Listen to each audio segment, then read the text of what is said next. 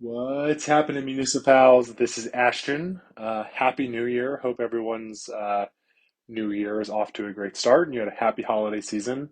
We're kicking off this year talking about a trip from last year because I just got back from Atlanta and I guess North Carolina as well, Asheville, and it was cold.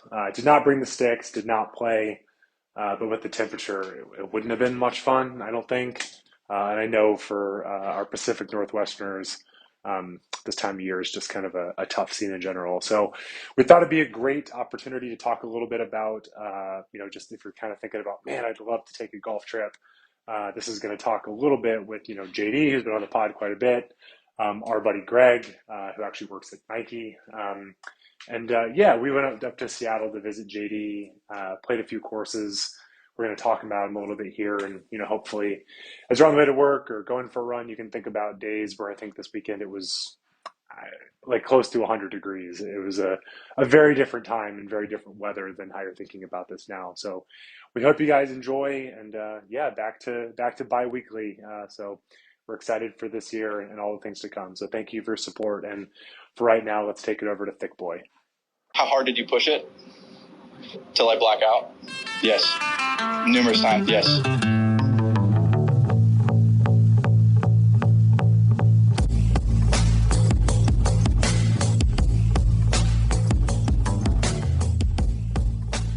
What's happening, Municipals? This is Ashton, and not Big C, not Hussy.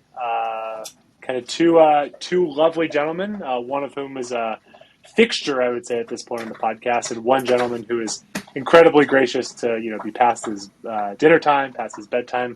It's only 6:24, but hey, don't ask a lot of questions. Like, people have different routines, and you should respect them. So first and foremost, we got JD. JD back from Italy. That'll be a separate podcast, but welcome back, sir. Thanks, buddy. Good to see you. Yeah, and then Mr. Greg Payne. Greg, how's it going, man? Good to be here. Thanks for having me. And yeah, 6:24. I mean, not far away. That's what happens when you get up early. And so yeah, happy to be here. Thanks for having me. Yeah. So for context, Greg is, not a new friend at this point, but Greg had never met any of us other morons other than JD. Greg came to the cookout, got to play golf with Greg there. And then kind of the origin of this pod is the three of us, plus one of Greg's friends, who's not here tonight. We kind of went on a trip to Seattle because JD recently moved up there. We'll talk about it. But Greg, one thing we always have to do with people who are new guests is just kind of give people a summary of how you got into golf, what you're working on, are you trying to compete, whatever. And the answer can be, no, I play golf once a year. That's totally fine, which I know is not the case for you. But just kind of give the people a summary of your golf game, how you got into it, just people can visualize you as a golfer. Yeah, well, that's a good one. We could have a whole series on what I'm working on, but yeah, I got into golf through maybe what a lot of people do and their dad. So I played growing up outside of Melbourne in Australia. Been over in the US for a long time now, but grew up playing there and played, somewhat. I say somewhat competitively, but not too crazily competitive. Played a lot of other sports and whatnot. I've grown up with golf club, hitting it around the property there, and ever since I can even remember. So that's how I got into golf, and still I try to fight it, but I'm definitely a tragic as well, as a lot of the municipals are. So it's good to have some like-minded people now that I've been able to meet, and I've known JD for a crazy amount of time now, which is hard to believe. I think 7 or 8 years or something like that. But yeah, so right now working on a little bit of club face control, if we're getting technical, and don't know how I'm figuring it out, and I'm sort of figuring it out, but have a couple weeks to dial it in, and then at the end of November, JD and I will be competing in a 4-ball qualifier, so that's kind of the end game of trying to figure it out. Love it. I think I'll actually be getting to see y'all at the front part of that trip in Poppy Hills, right? Yeah, that's right. Yeah, you don't want to come down and caddy for us? That's actually a good point. The problem is on Thanksgiving. I think it's going to be hard enough to sneak away for a day around Thanksgiving, much less kind of to You caddy. you don't want to come down and caddy for us. Trust me. We've had one spectator one time, and I'm not sure she had any fun. Yeah. The spectating's hard. I mean, my only experiences with that are traumatic. Not for me, because I've told y'all, like, my dad was my dad was great in the sense of I'd go compete as a 12-year-old and shoot, 92, and he'd be like, buddy, great job going out there. We're going to work hard and try to get best. But I have so many memories of kids walking off the golf course who were, 10, 11 years old. And this vivid memory of this golf course, cobblestone, and it's in Ackworth, Georgia. It's like a 148 rating. It's fucking impossible. It's like forced carries. It's just fucking brutal. And it's like a 12-year-old. Like, we should never, ever have been playing there.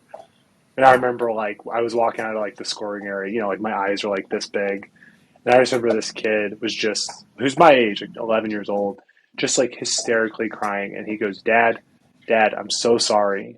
And then dad just walking forward, he goes, Dad, will you please look at me? And the dad wouldn't look at him. And it's like, I guarantee you that kid does not play golf, right? Like, if you have a parent like that, you never fucking want to play again. And I just feel lucky that we had parents who, like, coached us and gave us some tough feedback, but we're not people who wouldn't look at us after we shot 92 on an impossible golf course, right? There's nothing fun about that. I'm sure he's got a great relationship with his dad, though. So. He's not living through his son in any way, shape, or form, right? Like, no way. Well, Greg, real quick, just because we were just talking about it before we kind of press record, you were just back home in Australia. Do you want to kind of talk a little bit about your trip? And I know you were saying you got to see some pretty awesome courses. So just a kind of a quick summary of your trip. Sure, yeah. Quick trip back home, which was a little random, but it was nice to go. And, of course, I took my golf clubs because who wouldn't? But got to play my home course, which is just a little country course, only one course within the town. But, it's pretty good for within that area. And they were coming out of spring. So, course was in great shape. Greens are always really quick, which is what they're known for. And then got to play in the city a really fun track called Sandy Golf Links, which was basically right across the road from Royal Melbourne and was redone recently from Ogilvy Clayton's group. And it's a par 65. It plays maybe 50, in between 5,000, 5,500 yards, I think. And it's kind of like a 5-iron wedge, but as you can imagine, sandbelt course, it's just like you're hitting some pretty fun shots. And I sent you guys photos while I was down there, and that kind of golf is I'm biased, but some of the best in the world. And then one more course, got to play up along the coast in New South Wales, which was basically a Pebble Beach type property. A public course that you could access for I think $80. With views that were just incredible, with whales kind of migrating, and so it was a very fun. Ended up being almost like a little golf trip, so it was kind of nice. That's awesome. As I've told you many times, like, can't wait for Ireland, can't wait for Scotland, and all that stuff. But that's where I want to go when it comes to a big boy golf trip. I cannot wait to experience it. The pictures looked incredible. Like, just for a course I've never heard of. I was like, holy cow! Like, if this is what it's like, that's just incredible. Yeah, hidden gems everywhere, which is kind of cool. It's definitely a different. It's kind of refreshing going down and playing golf there versus what my opinions are on American golf. Yeah, totally. Well, speaking of American golf, Mr. Linder, you had been, again, for a future pod, you had been away on vacation, eating plenty of pasta, I imagine, and some, maybe not some vino, but, some vino adjacent. But you had yourself quite a 9 holes, sir. Huh? I'm going to shut the fuck up and let you tell this story, because I've seen it over text, but what happened when you picked up the golf club and you got back to America?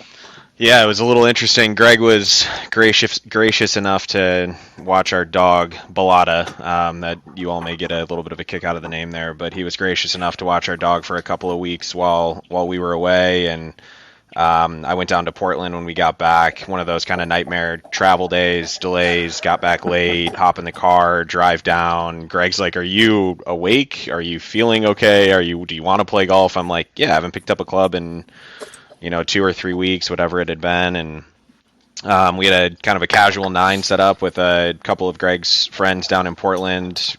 Great environment, wonderful day. Out at a course that I think you all have talked about a fair bit, the Reserve, the South Side, South 18 there. Kind of a twilight, planning on playing maybe 9 holes, maybe a few more. We went to the range beforehand, hit some balls, swing felt pretty good. To my surprise, not having really picked up a club and all the travel over the previous 24 hours, and was kind of a fun. Well, it was a fun experience because you've seen this, and we talked about it when we were all together in Seattle. But my year or last couple of years has been kind of marred with really good play that I just haven't gotten anything out of. One of the courses we'll talk about later, Willow's Run, had a round earlier this year that I had a birdie-free 74. Like, just hit it great. I think I played with Greg that day, actually. Hit it great. Hadn't made a bogey through like 15 holes and made a couple coming home. So just hadn't been making a ton of birdies. And step up on the first tee, kind of hook a 3-wood, pull a wedge. Greg made a 25-footer for birdie, and we usually play when we go play in the 4-ball stuff to try to encourage each other to make birdies and eagles. Birdies are worth $20 from the other player, and eagles are worth 40. So Greg buries the birdie and goes, "You owe me $20." And I'm like, I don't know if we agreed to that. So I was actually fortunate enough to make a putt right on top of him for birdie. Birdie 2, which is a kind of a tough par 3.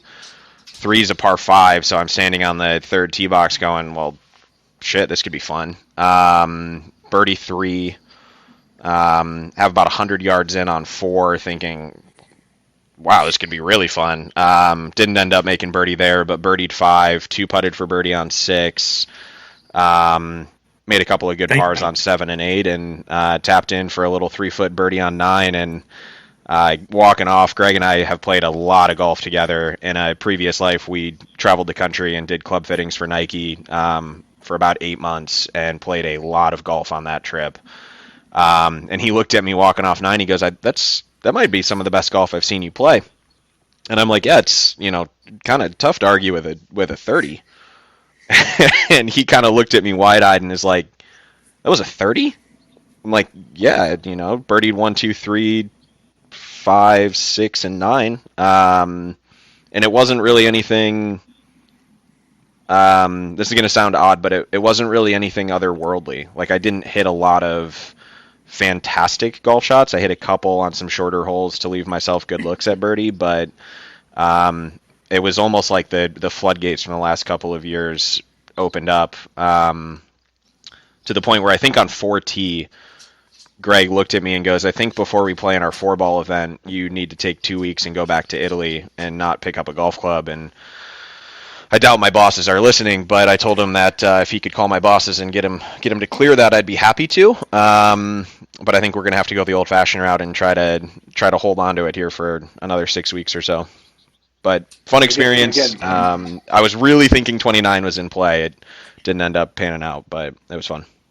Well, again, separate pod, but I mean, the hard part is maybe this is what the U.S. was doing, right? It's like, we're not really going to prepare. We're just going to take 5 weeks off, just show up and see what happens. It turns out, JD, people were debating about the 12th man on the team. People were saying Blocky. Should have been you. I told my dad when I was there, and again, another pod, but I said that Zach could have just taken me, and I could have taken 5 of the Municipals as captain's picks, and I guarantee we would have won as many points as the U.S. did in the morning session on Friday. I don't know. I think a team of you and Blocky, you guys might have done it. Might have scrapped out a half point. Yeah, I mean, if Blocky hitting from your drives, JD, like, think about what it means. Yeah, those fairways are a little narrower than what we play. It sounds stupid. Have you ever shot 30 before, JD? Have you shot 29? Like, what does that mean for you, relatively speaking? Yeah, I think my low on 9 is 28. It was a par 35. So 7 under. I've shot 29 on a par 36. But as you know, like, we played reserve. We played it all the way back. It's not a ultra difficult golf course. It's not extremely narrow. It's not, it doesn't really put, fun. Yeah, it doesn't really put the fear of God in you in any way, shape, or form. But it's a proper golf course, and I mean, again, the way that I've kind of been playing, I could go play a par 3 course and maybe not shoot 30. So it was fun to see the ball go in the hole a couple of times. Fun to kind of capitalize on some of the good tee shots and good iron shots that I've been hitting. and all that after, kind of going into it with zero expectations, just sort of let's get a club back in our hands and get the body moving again. But yeah, it's been a long time since it came that easy. Yeah. And I asked this of Hussey when he played great recently, but obviously for you, kind of putting's been the bugaboo. What has changed for you? Has it just been because we talk a lot about not being results oriented, right? Like sometimes you're going to shoot 30, and that doesn't mean those are necessarily better putts than you shoot even par. But what has been the flip for you from like the jokes I've made to you about you being like, if I just find this specific putt, all this putting talk to just like, fuck it. Like I saw you putt great when we were in Seattle, decisive, confident, and then obviously it showed up here. Like what has been different for you?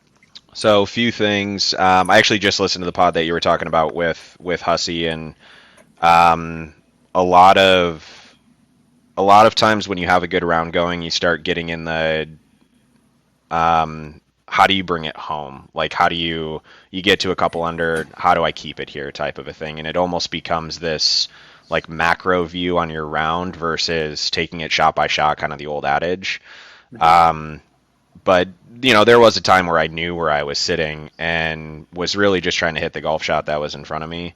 As far as putting goes, Greg and I talk a lot. He's one of the few people that I actually trust with golf advice, if you will. There's a lot of people I like to talk golf with, but very few that I trust and value their opinions. We were playing recently down in Portland at Pumpkin Ridge. It might have been when I dropped Bellata off. One of the other times.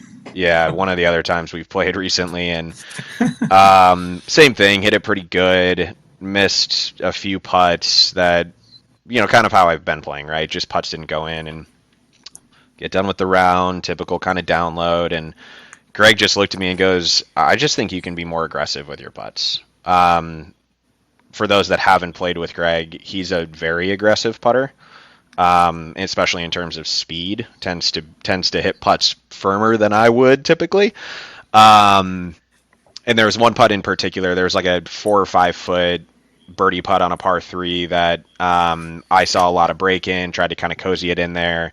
And when he said you could be more aggressive, I kind of thought about that putt of if you're looking at it to try to make it, you probably don't see as much break and try to dribble it in. You just kind of take a lower line and hit it a little firmer.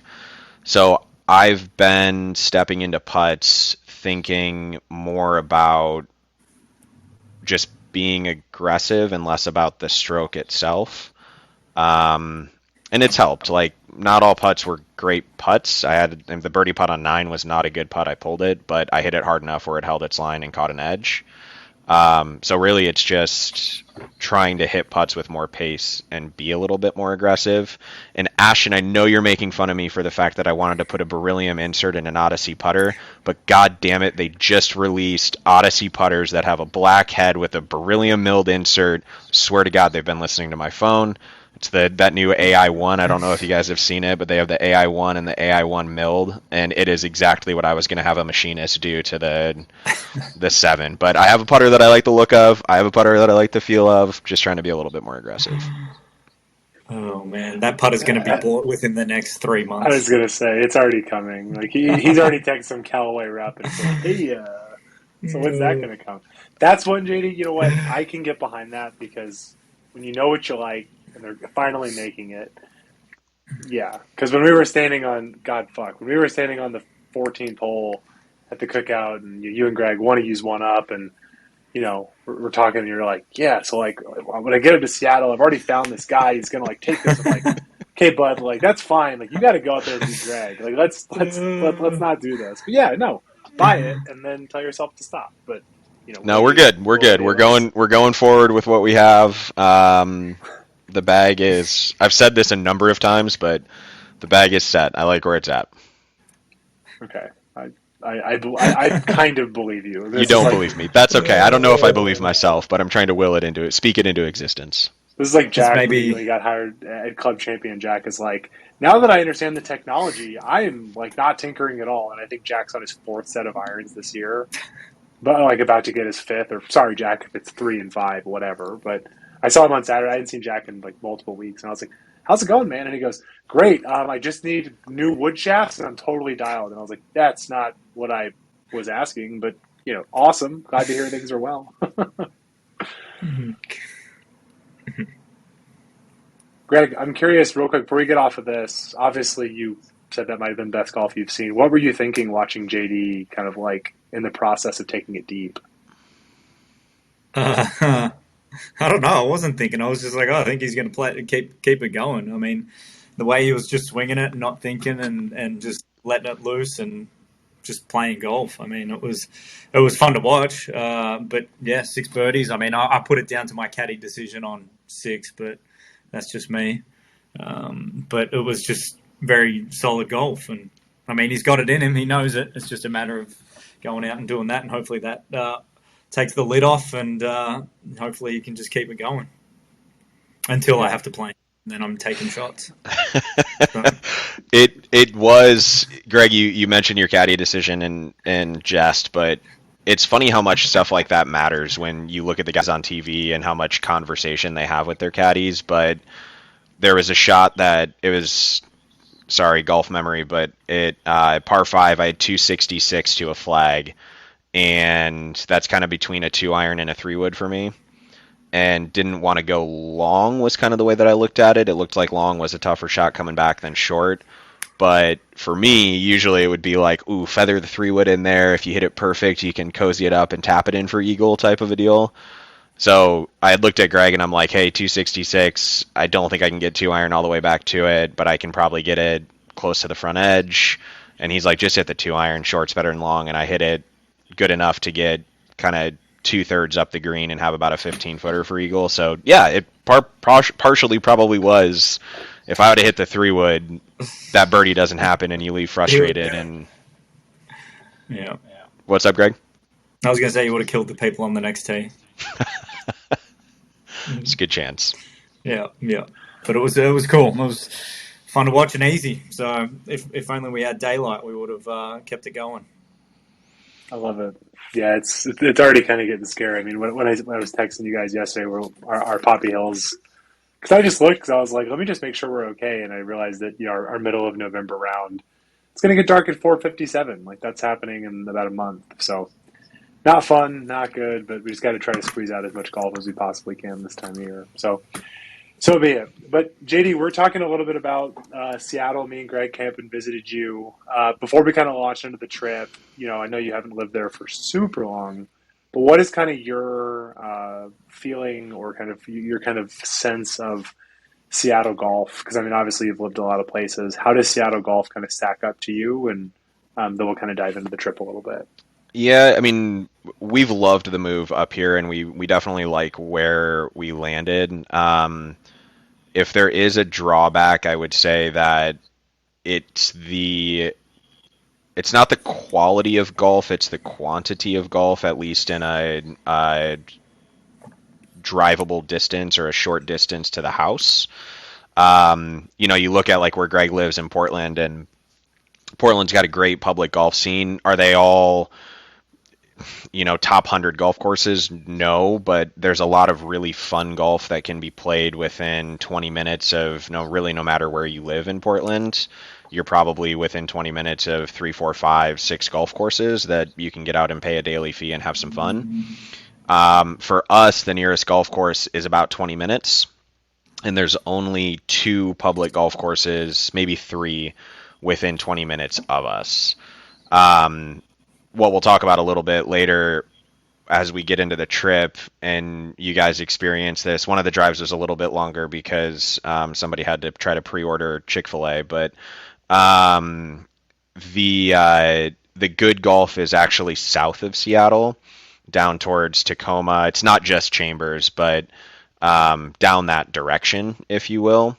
From what I've heard, Seattle's obviously a newer city in terms of when you look at something like San Francisco or some of the other West Coast cities. Seattle's much newer, and it simply wasn't planned with golf in mind. Like, golf didn't come first and the city was built around it. The city was planned and built, and then golf was like oh shoot, we don't have a ton of these things. So there is good golf. It's just somewhat spread out. If you get down towards Tacoma, if you get down towards Olympia, or if you're able to find your way across the Sound over towards like Bainbridge Island, it's really good. It's just from a logistics standpoint, a little bit more difficult than some other places.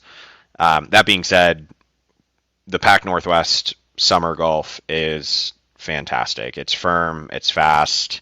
You still get the lush green rough. So to me, it's some of the best golf you can play from a condition standpoint here in the United States. I grew up in the Midwest, and even in the summer, it just still plays soggy.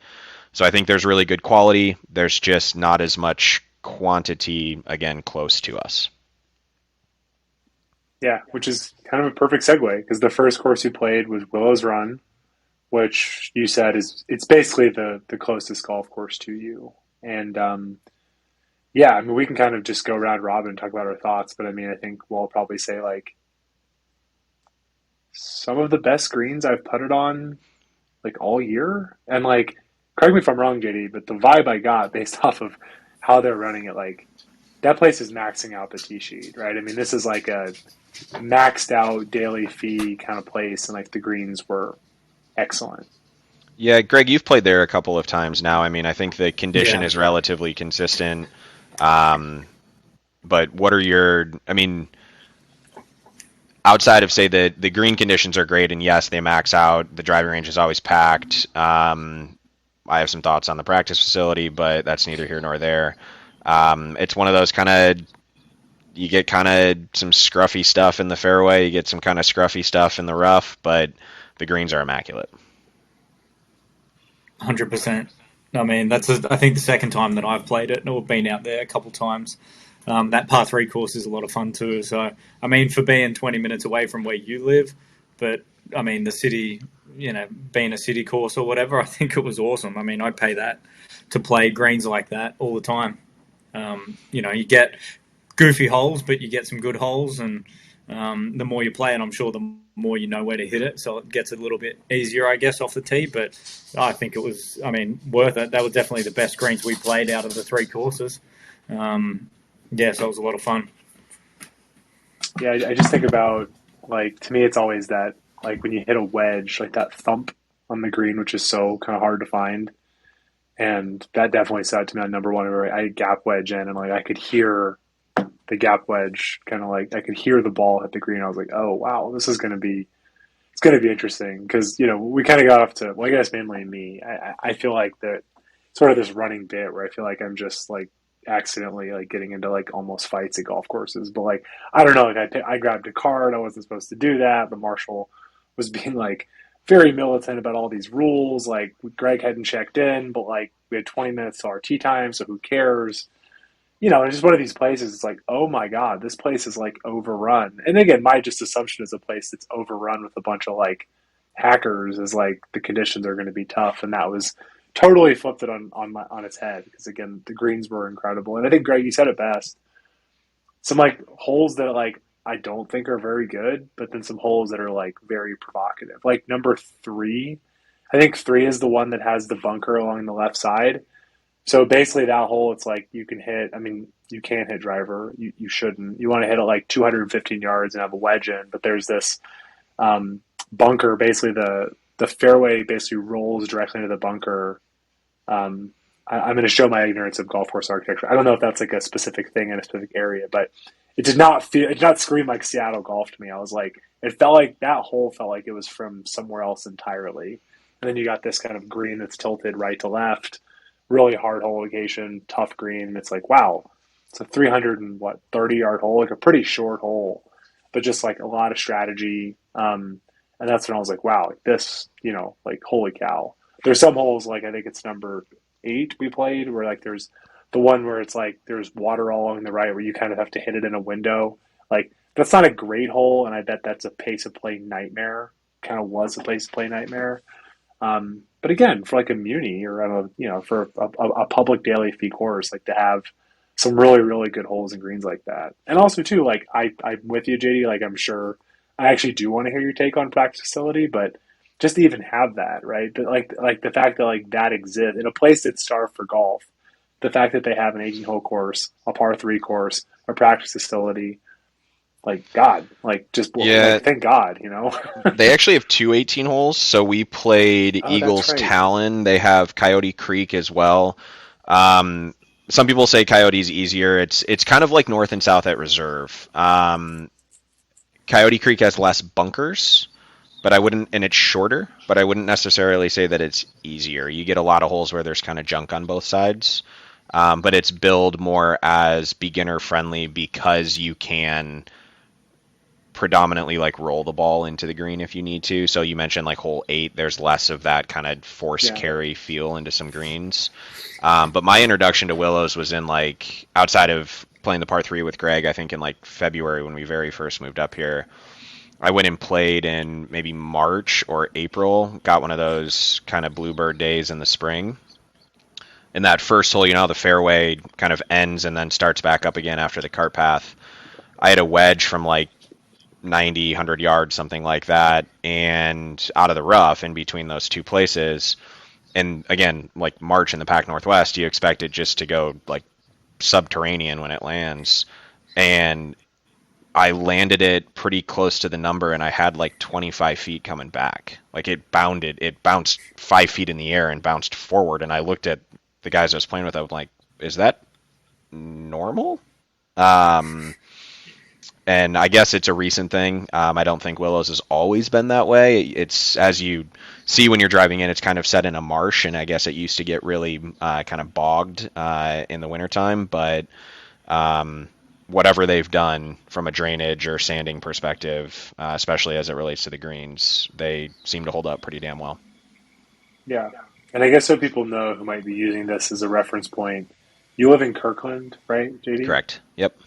So this is near Kirkland because I honestly didn't like. I've only been to Seattle a few times. Like you're on the it's not, is it a bay? I'm feeling ignorant. It's a lake, yeah. It's considered the east side, kind of like the East Bay. So Willows Run, I think technically is in Redmond, but it's right on the border of like Bellevue, Kirkland, Redmond. So those three places, it's relatively easy to get to.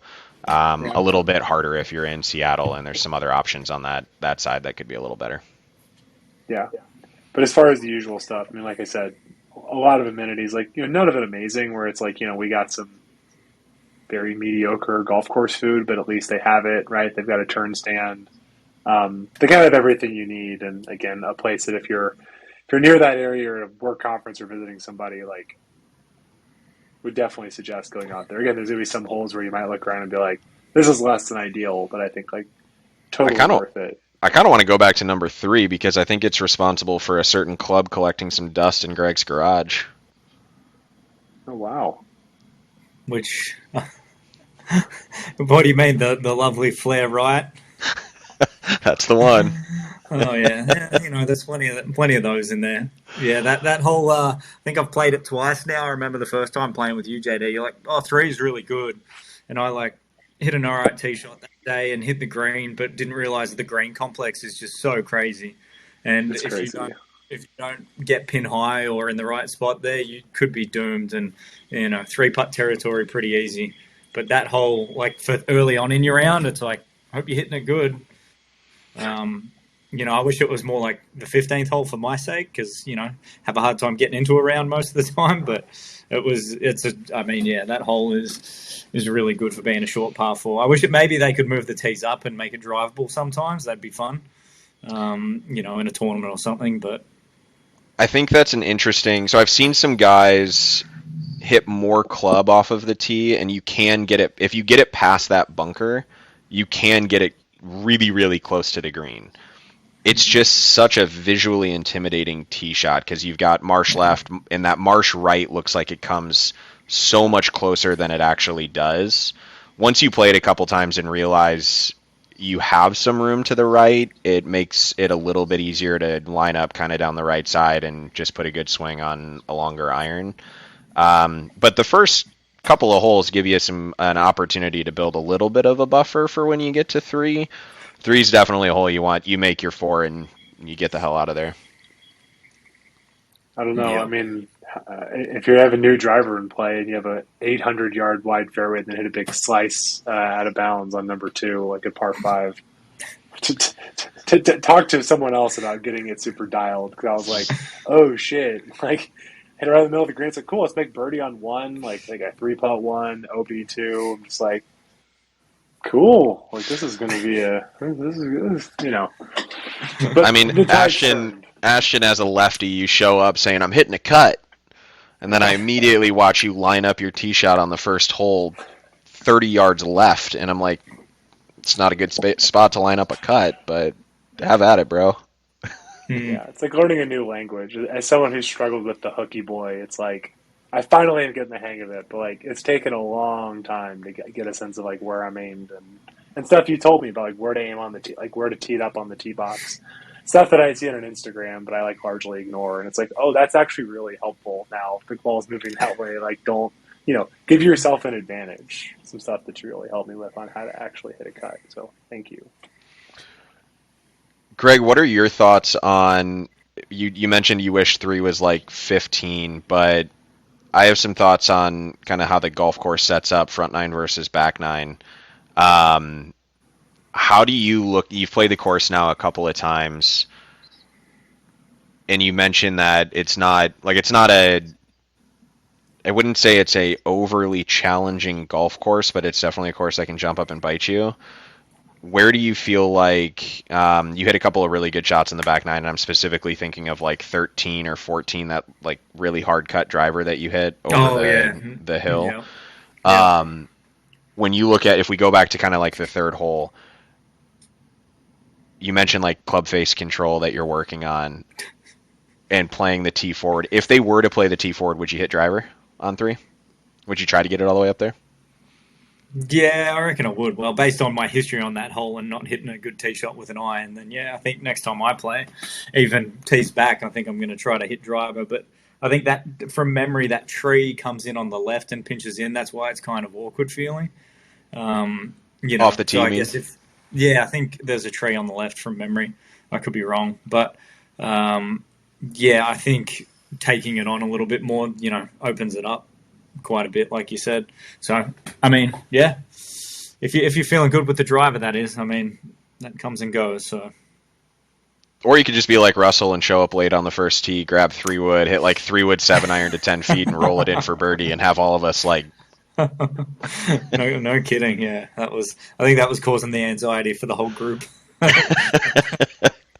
Yeah, because for that course, for the Marshall, it's like if you're there if you check in 30 minutes earlier to the Marshall stand, you're 10 minutes late, and he literally walked up a couple minutes late to our tee time, essentially.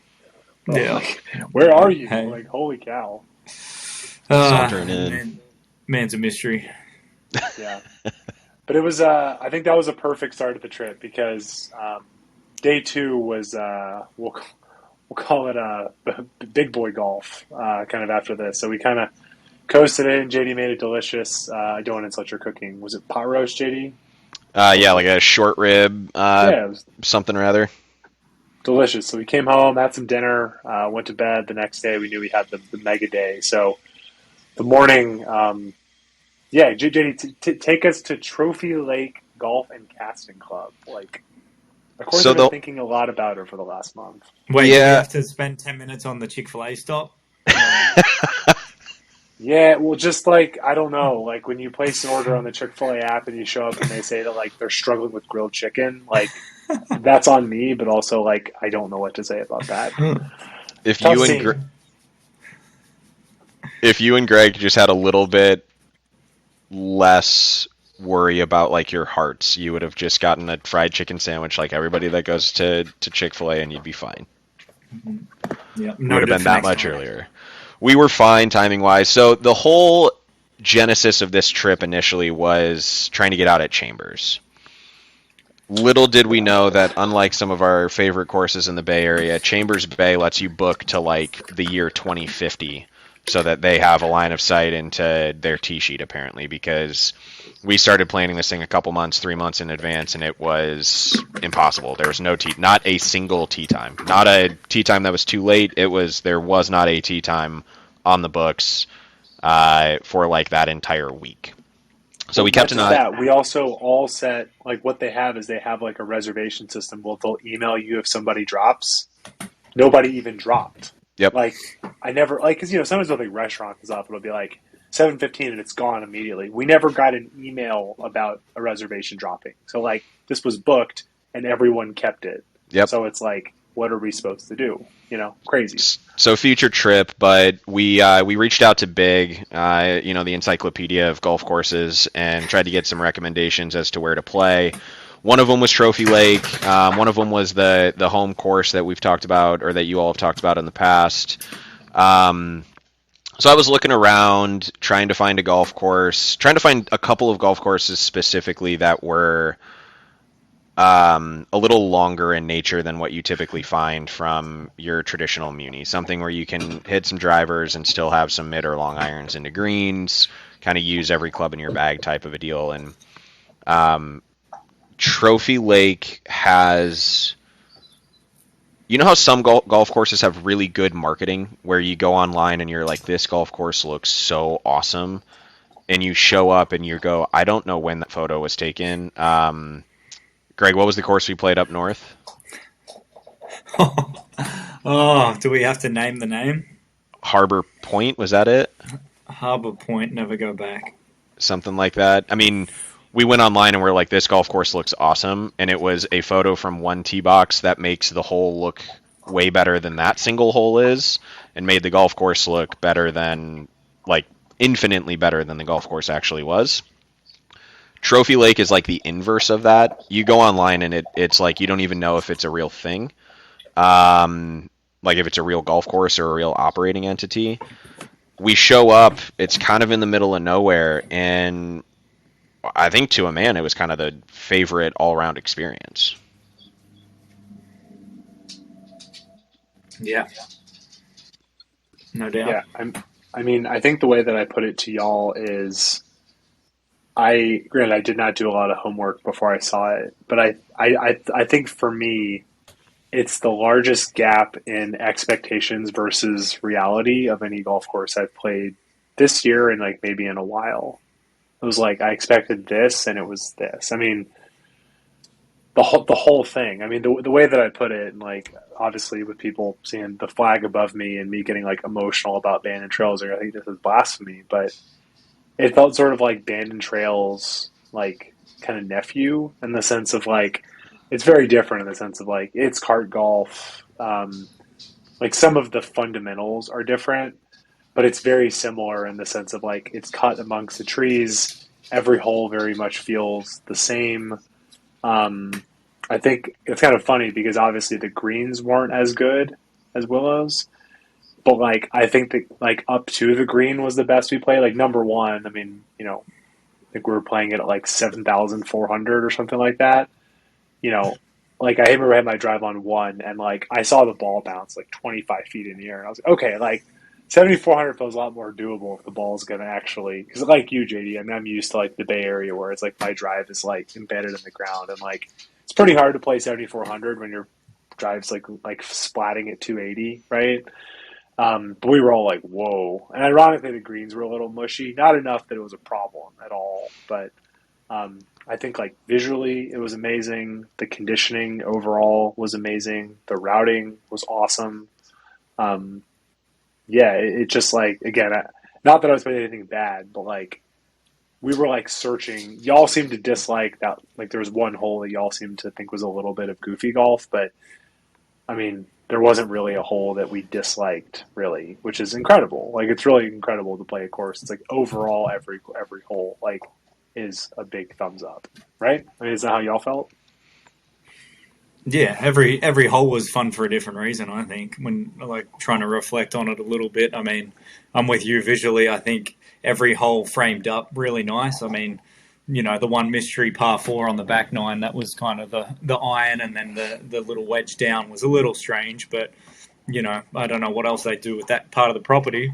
But every other hole, I mean, like you said, playing from that distance, you could feel comfortable just ripping driver, everywhere, which I enjoy. I like the strategy around trying to place it, but I like just hitting driver and knowing that you've got some room there and it's bouncing and you can get it out there. So I think the way that I'm looking at the scorecard now because, like I said, my memory is terrible. I'm trying to remember the holes and whatnot. But just a solid golf course. I mean, I don't know what else I don't know, for being an hour and a bit away from, the Seattle area, you go down and play 36 holes just there and you'd have a great day.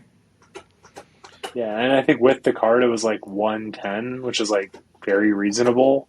And to your, JD, we were having a discussion around, that versus trails. And again, we're sort of saying this tongue in cheek. We were saying like, if trails is, that time of year is 350, right? And like, you can't really just walk up and say, "Hi, I like to play band trails today." Like, that's not the way that it works. It is pretty amazing to have a place like Trophy Lake where it's like you can book a tee time, pay $110 and go play it. And like, again, it's really stupid to say what's better, but I think like it really stands out where it's like if I lived in Seattle and I had a little bit of flexibility, I'd try to go play there like once a month, right? Like I'd really make it a priority to get on. I think it's in Port Orchard, right? I think that's where it actually is. Yeah, if those greens were Willow's Run quality, it would be one of the best golf courses on the West Coast. It would be so good. And I don't know, that was my first time and it's my only time having played it. So I don't know if it's something that if the greens ever get there, but one of the things that stands out, and Ashton, you mentioned number one, like you come out of the gates, you're playing a big golf course. Yes. But the putting green is kind of outside the clubhouse, and you just sort of turn the corner, and the back tee box, which clearly doesn't get a lot of run, is right there. Yeah. And then you drive up this massive hill, so it's almost a uphill tee shot on one with a little bit of a forced carry. And the starter sits up by like the white tees.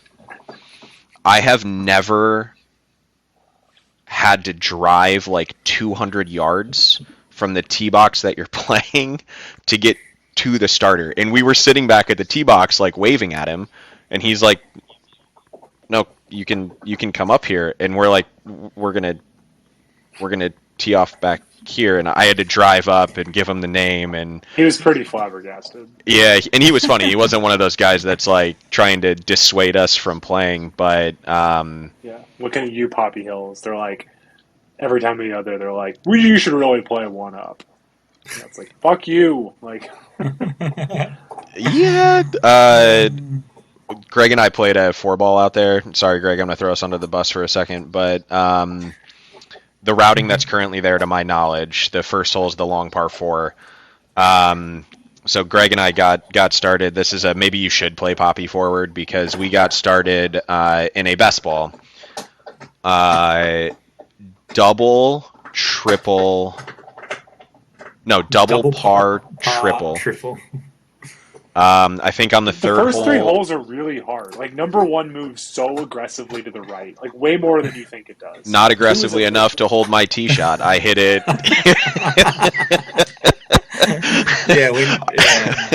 I hit it so far right. I think if I wasn't so embarrassed, I probably could have gone and looked in 18 fairway.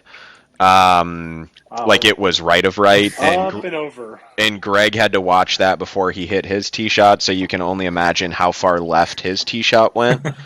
Right into the woods. Yeah, it was. Yeah. It was to the point where I looked at Greg, I think, on the 4th tee box, and was like, "We should probably just stay out of these guys' way because they might have a chance, but we don't." Probably one of the outside of the first 3 holes, probably one of the best rounds I've seen Greg play. He birdied 4 to kind of settle us in. I think carried us the rest of the front 9. I birdied 9, and then we made, as a group, in the last 9 holes, we made 5 birdies and an eagle. Greg made an eagle on 18, and I think we missed it by like 3. But Poppy may not be a bad one to play up, if at least on the first couple of holes to get through the gauntlet. Yeah, well, then especially on the back, then you get to 2, and it's like, cool, like you just probably made a bigger number, and like you want to hit 4-iron. It's like not really, like yeah. Really, like okay. But yeah, I mean, the hard part is I feel like we could go on and on, but I think like the TLDR is like, I would say that like yes, Chambers, but like you'd be making a big mistake if you go up to Seattle and don't like play Chambers, but also for the love of God, play there. We were saying like you were saying. Just 36 hole day there, like, would have been great. Like, we'll talk about Washington National in a second, but like Trophy Lake was like a whole step above what Washington National was. And I think Washington National is actually more expensive too. So. Greg, what was your favorite hole out at Trophy Lake? Favorite hole out at Trophy Lake? It's got to be the one, I think, maybe, won't speak for you guys, but I think the short par 4 on the back 9 that, if you play it a couple of times, you'd probably figure out what to do there, but it was really good. It was like, I don't know, I reckon could have got there with a 3-wood, but driver, I think most of us hit and ended up around the green, but then around the green it was just like, oh, shit, this is pretty tough with a front pin and just, short-sided, off tight lies, just all of that. But it was just a really good hole, and it kind of shaped up nicely. I mean, that was good. I was a big fan of 1. I just thought that was a nice starting hole. I was like, shit, This looks good. Tree line, you can just sort of see it and framed out really nicely. But, yeah, it'd probably be the par 4 on the back. Ashton? I really liked the par 5 number 7, the one where there's like a bunker. There's like 2 fairways. There's like, you can go left and like take a bunch off like you did. There's this like absolute like death bunker in the middle. And then like I hit a pole and you can actually go up and to the right and be fine. It's just a little bit longer. And then you're hitting down on this, and then you're hitting like from up above to the green that's down beneath you. But then there's like all these like little baby like creek down there. Like there's water, and then there's like a lake or like a little pond like right of the green.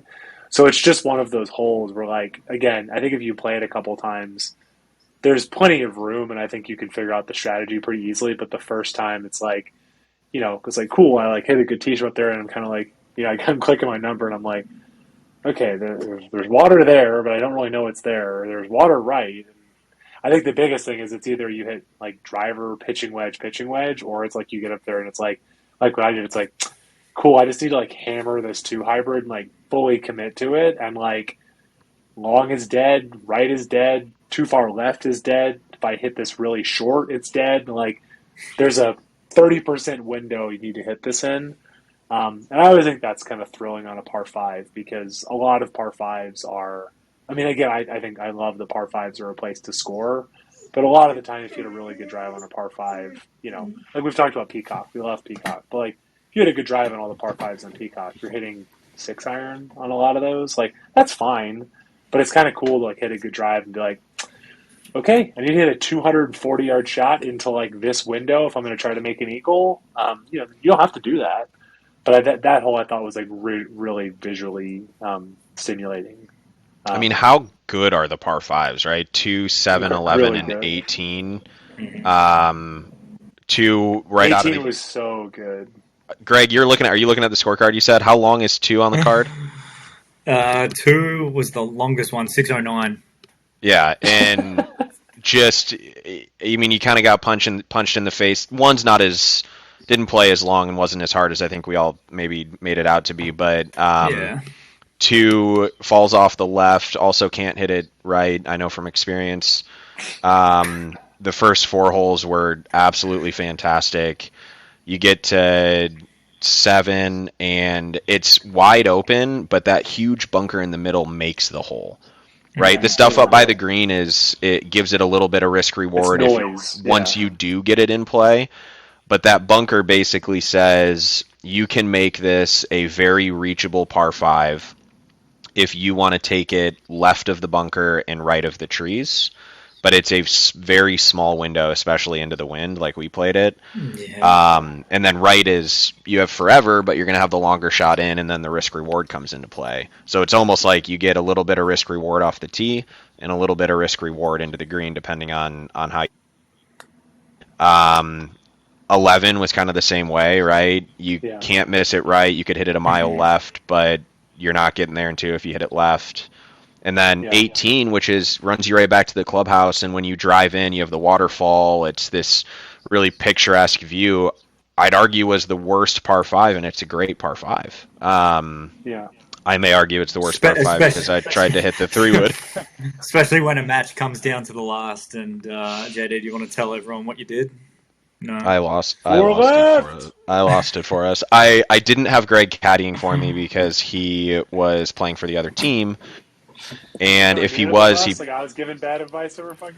no. If I would have asked Greg, he probably would have told me to hit the 2-iron like he did at reserve. And I tried to feather the 3-wood in there, and I killed the people on the other tee box. So yeah, I made double and lost us the match. I've told you, you are a very good golfer. I'm not gassing up, hit a lot of good shots. That ball was so far to the left immediately. It was like, holy shit. Like, I was sitting right behind you. It was like, that ball was 60 yards left off the club face. I was trying to hit a 30-yard cut, 40-yard cut. So it was one of those, 20-yard pull. When that started, I think it would have been like a 70-yard slice. Like, well, yeah, it's a 20-yard pull on a 40-yard cut. So it was, 60 yards left. It was very far left. Yeah. Now thinking about it. Go ahead, Greg. Oh, I was going to say, now thinking about it, that back nine plays pretty well for match play because we had a pretty good match going. And thinking about the holes now and decent amount of birdies, I think, flew on the back nine. So it was pretty good and pretty handy for that. I wanted to talk about that because your favorite hole was 15, I think. That was the drivable par 4, if I'm not mistaken. You and Russell both hit it right onto the hard pan. Ashton hit a great drive. I hit it left, but found it. You guys hit it over to where I did on your second shot because it was impossible off the dead pan. Neither one of you were on the green for putting for par. And Russell chips in for par. I think you chipped in on top of him. We go to 16 and... Well, no, and then I hit it by the green. I hit it to like 8 feet for birdie and then missed it. And we're like, how did we tie that hole? So we tie that hole. We tie the hole? We get to 16 and I hit it to like 2 feet. Ashton hit it long. Greg hit it to like another zip code, but on the green and buried the putt. Ashton chipped it in and I think got a pop on that hole or something to win it. It was a 4 for 3, yeah. Ashton hit it right over the flagstick on 17 and somehow didn't roll back off the hill, just went straight into his ball mark. So it came down to JD hitting a... do you guys remember the shot that Tiger hit when he was going through the back problems? I want to say it maybe the Honda or something, where it was one of the shots. It was with a 5-wood on a par 5, trying to hit the same shot, trying to peel it in there, and he like collapses to his knees, and it is like left of left into some water hazard that wasn't even on the golf course. That was the shot that I hit. Mm-hmm. Just glad to know that you have that memory so clear in your mind. That makes me happy. I should have just crumbled to my knees. You shouldn't have hit it. You shouldn't have even hit it. Should have conceded. I just got scared that 2-iron wasn't enough to carry the water. I should have just hit 2-iron. Anyway, beside the point, we all love Trophy Lake. Nobody asked me, but I think a hole that maybe would get lost because it's really hard and it's at the end of a stretch that I think is really good is the 4th hole. Mm-hmm. So the 4th hole, you go 1 and 2 go out away from the club. 1, 2, 3 go out away from the clubhouse, right? You go par 4, par 5, par 3, 1, 2, 3, and that par 3 is really good as well. And then 4 is your first time coming back. So the way that we played it, 1, 2, and 3 were all downwind or down and off the right. We get to 4 and it's like, Greg, you've got the scorecard, 480. 473. Yeah, straight back into the wind with a bunker in the middle with an upslope that if it's downwind, you probably can carry it past the upslope, but the way we played it, you couldn't. None of us hit it short, and I want to say the shortest club we hit in, I hit 6-iron in, and I was 20 yards short. Like, and then the par 3 to follow, playing straight back into the same wind at 250 or whatever. That was a good couple of holes there. Yeah, those 2 holes back to back are like, man, you better be hitting it decent. Those are learning holes, right? Because the tee shot on 4 is not that hard; it's just long. If you just resign to the fact that you're gonna hit 4-iron or 2-iron or whatever it is into the green. The green's big enough. There's not a lot of trouble around it. Get up and down, make your 4. And the next hole, it's like it's 250 to the middle. It's a little downhill, but who cares if you come up 10 yards short of the green, pitch it up, make your 3, and move on to the next hole. But our egos all get in the way of, trying to slide a 3-wood in there on 18 instead of just taking your medicine and coming up a couple paces short. But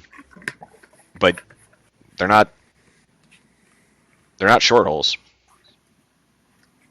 Not at all.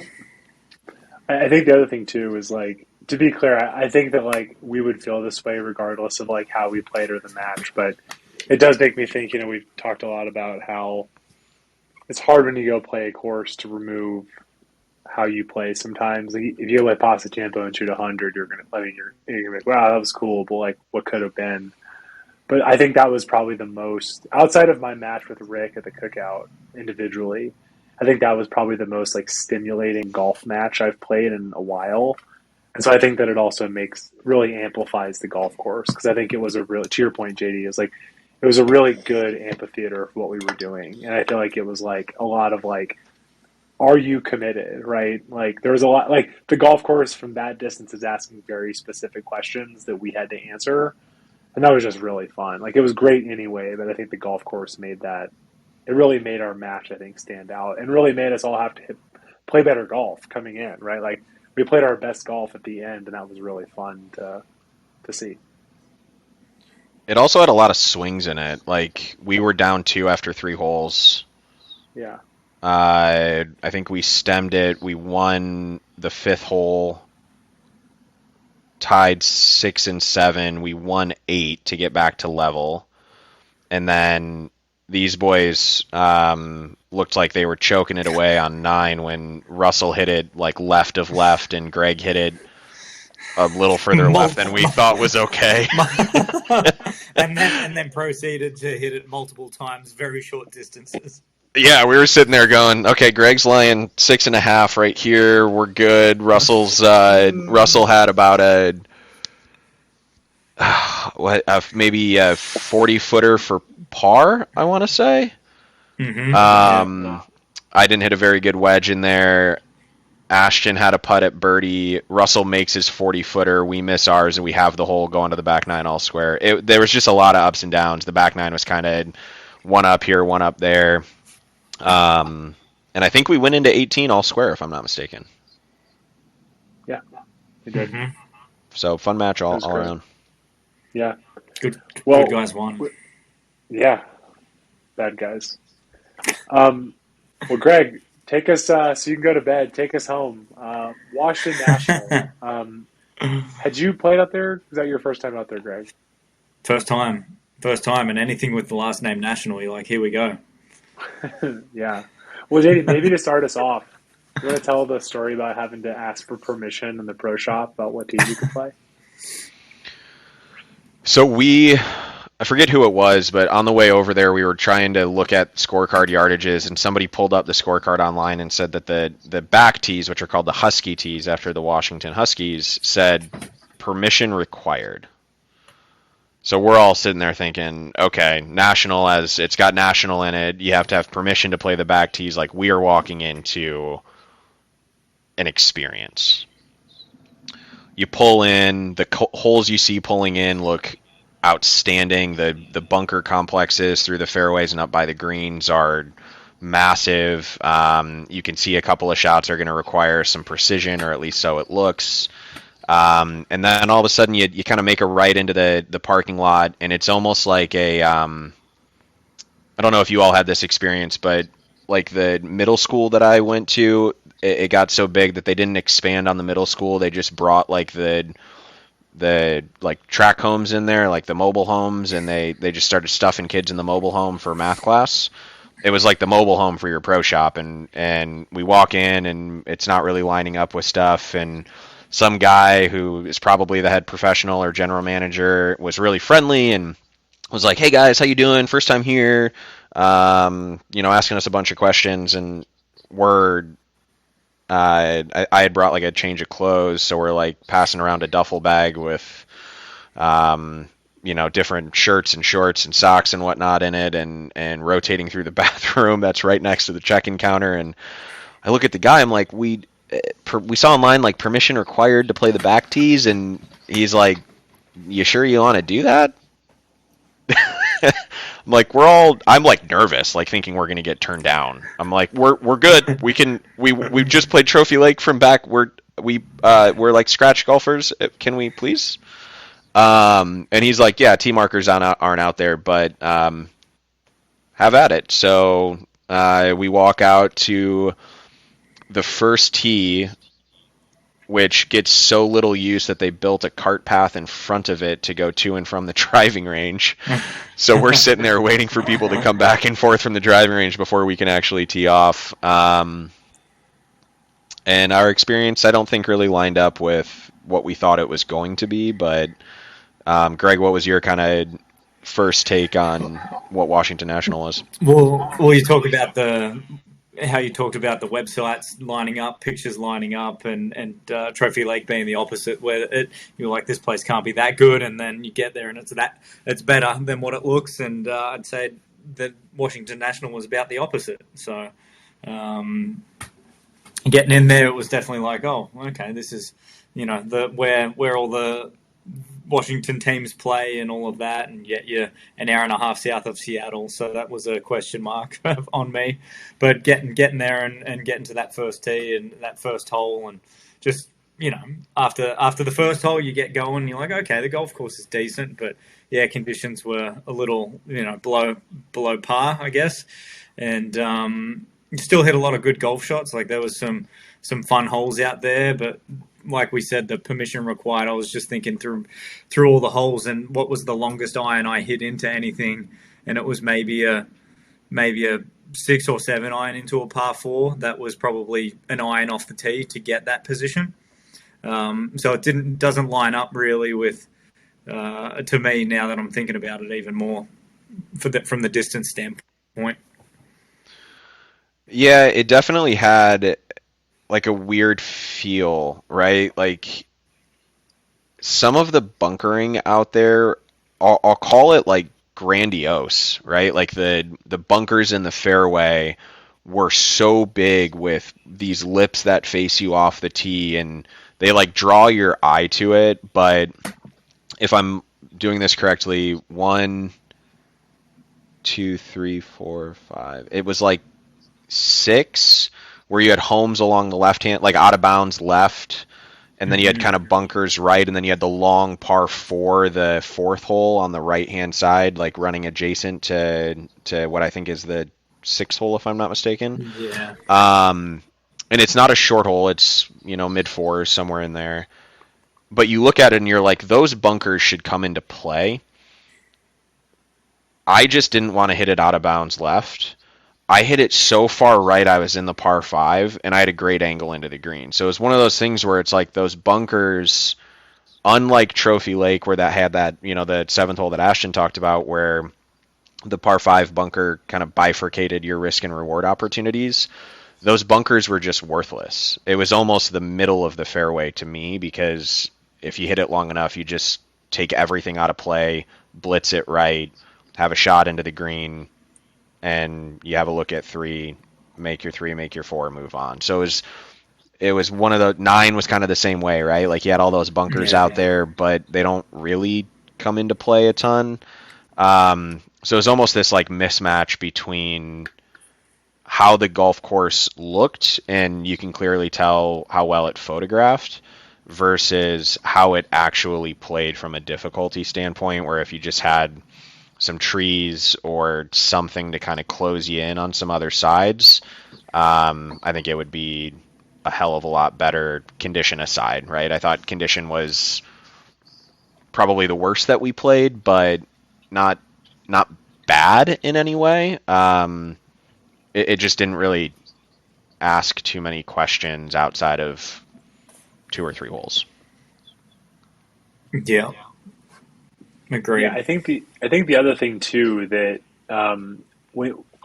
it's funny that you say that when we were pulling in, you were noticing the bunkers, because the first thing I was like, wow, there's It's a lot of houses. Like you could literally see the white stakes as you're pulling in, which, I'm obviously not a fan of that. But, when you're thinking about playing it at 74, 75 and the importance of hitting driver, the last thing you want to see is white stakes, right? Because I think I did a write-up recently for Union Green. We've been doing some of these write-ups. And the thing I said about that I liked a lot about Trophy Lake is every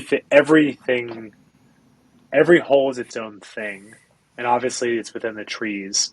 But like, if you hit it into the trees, you have hit a like truly terrible shot, right? So like, there's there, but like they're not there. It's more to help frame it as opposed to like penalty, right? Where I think with Washington National, to your point, JD, it was like holes where it's like, OB, you're fucked over there, or just blow it as far over there as you possibly can. And it's like, well, it's not super. I mean, there's really no strategy in that. It's like, okay, just like, well, if you're giving me the option to aim it 50 yards into the fairway, I'm just never going to hit it in there.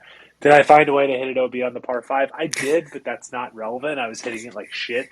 It was like 100 million degrees, and the guys behind us were playing like lightning golf, and I was super stressed out, like I always get. But yeah, I think it just kind of, I don't know. There's some holes that really stood out, but it was like there's a lot of roads, a lot of white stakes, a lot of like, and also too, like I'm fine with firm and fast, but like it was also like pretty burnt out. Like, I mean, I don't need a golf course to be green, but it was like brown in a way that was like unintended, which made it feel like unintended, which then made it sort of aesthetically unappealing, right? Because some of those places, like the places we like that are firm and fast, like Bandon, like they're designed to be that way, right? They're designed to be a little cooked.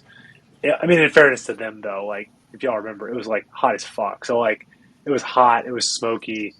So it's kind of one of those days, those afternoons where I was like, I don't really know that we're supposed to be playing golf. It's like it's very hot. The course is very burnt out.